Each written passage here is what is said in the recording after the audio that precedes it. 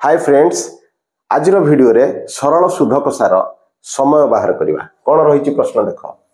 वार्षिक 4 शतकड़ा सरल सुध हार रे केते दिन रे 6000 टंकार सुध 144 टंका हम। देख आम जिते समय बाहर करवा आमर सूत्र रही कौन समय समान सुध गुणन 100 हरिबा कौन मूलधन एवं ता सहित गुणिबा आमे सुधर हार।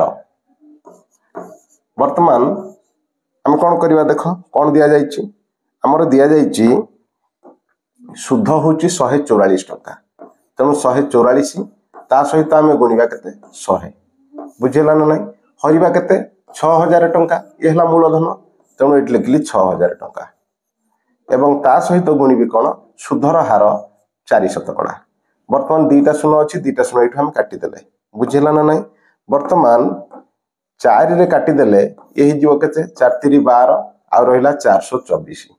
वर्तमान 12 रे काटिदेले 12 5 60 12 3 36 तामाने 3/5 पाइले एतिकी वर्ष किंतु प्रश्न अनुसार कौन कहूँ केते दिन बोली कहूँ नहीं कि तेणु दिन अनुसार उत्तर भी रही तेणु आम जो 3/5 पाइले उत्तर ताकू जो दिन में आम परिणत करवा कौन लिखा 3/5 इंटू केते गुणिबा 365 कहीं कारण गोटे वर्ष है 365 दिन 5 रे काटिदेले आम पाइबा ये 73 एति आम गुणिदबा 3 3 9 3 7 21 तामाने 219 दिन।